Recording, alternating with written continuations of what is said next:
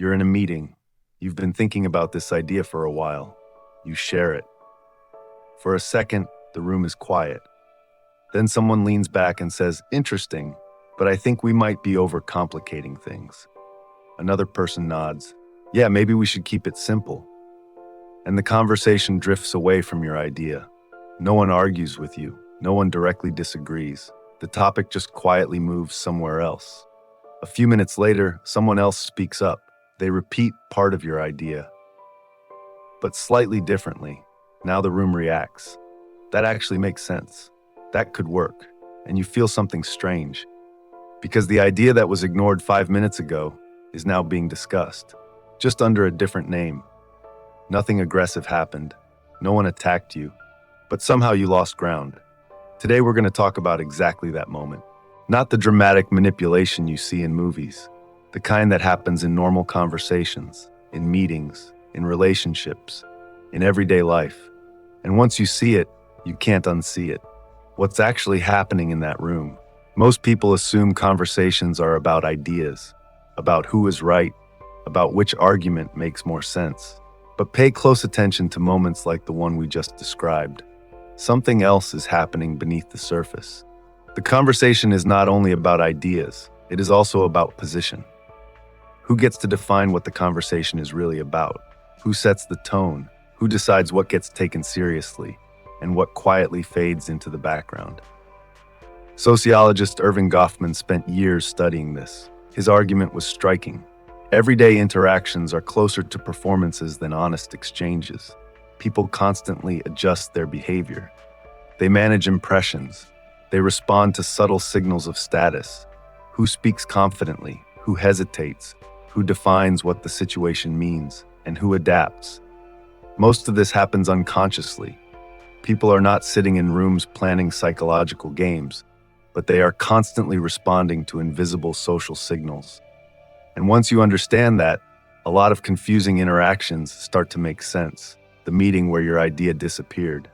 The moment someone reframed the tone. The moment the conversation suddenly turned toward your reaction. These are not accidents. These are small, quiet shifts in social position. The same pattern shows up in relationships. Imagine bringing up something that bothered you, a comment someone made the night before. You explain why it didn't sit well. The response comes quickly. You're overthinking it. Calm tone, almost reassuring. But notice what just happened. The conversation was about something they did.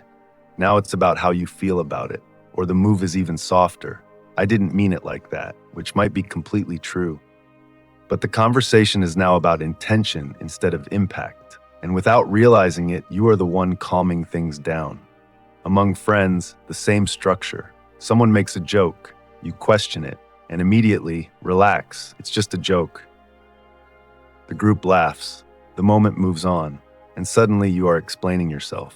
Within seconds, the message becomes clear. This direction is not welcome here. In families, the pattern goes even deeper. You mention something that bothered you. Someone replies immediately, "You're too sensitive." Another voice, "That's just how they are." The conversation moves not toward what happened, but toward how you reacted to it. And within minutes, the message is clear.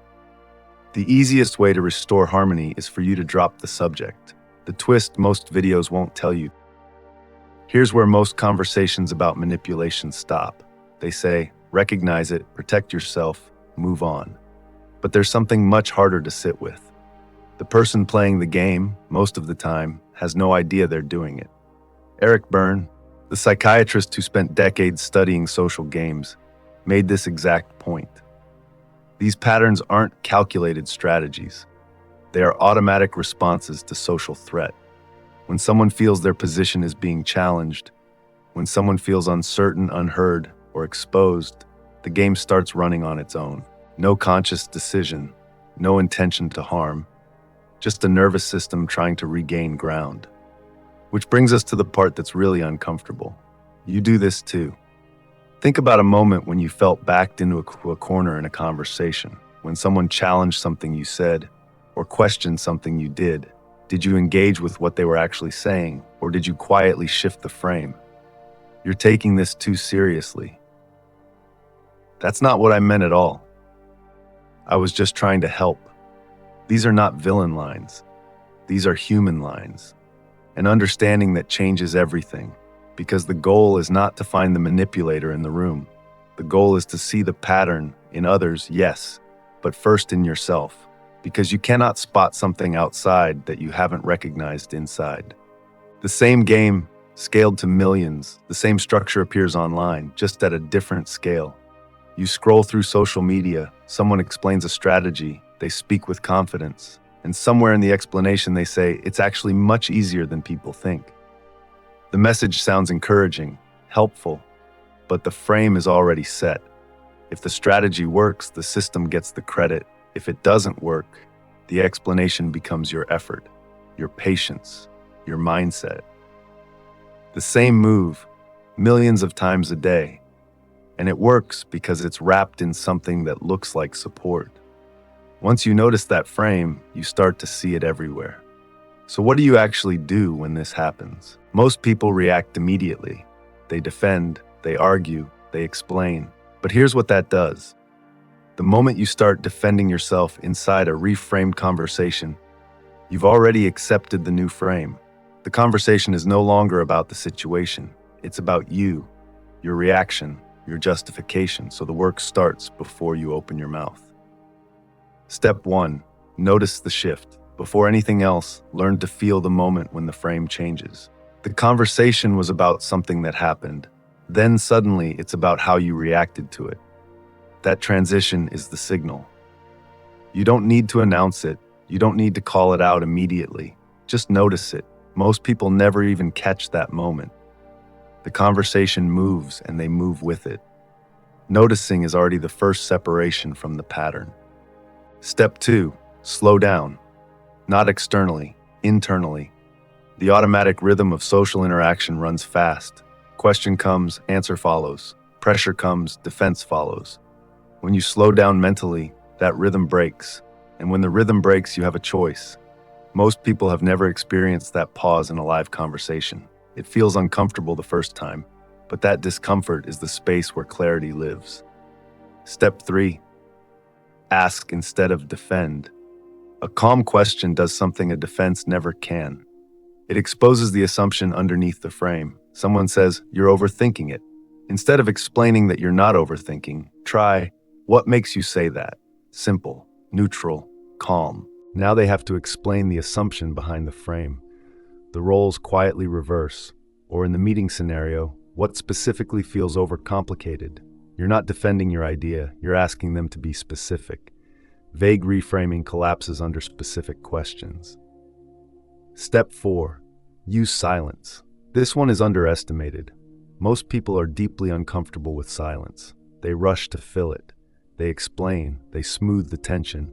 When someone reframes the conversation, try not responding immediately. Just wait. A few seconds of silence in a charged moment interrupts the automatic rhythm of the interaction. And very often the other person starts talking. They clarify, they backtrack, they reveal. Silence is not weakness. Silence is patience with a purpose. Step 5, name the pattern when necessary.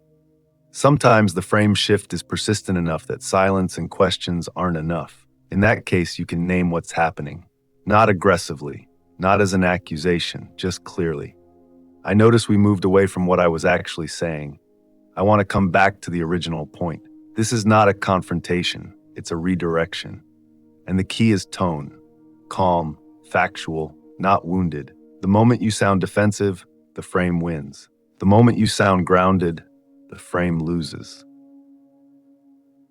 All of these techniques point to the same underlying thing, the ability to observe what's happening in a conversation without being swept into it.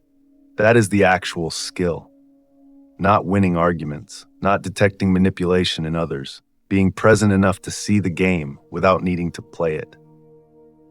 Go back to that meeting. The moment your idea disappeared, the moment the conversation drifted, the moment you felt like you'd lost ground without understanding how.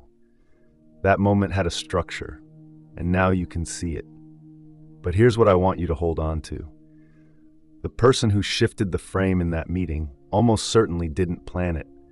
They were responding to the same invisible social pressure you've responded to 100 times yourself. Understanding these patterns is not about finding villains, it's about seeing clearly. Because the most powerful person in the room is rarely the one speaking the loudest. It's the one who understands what's happening without needing to perform it.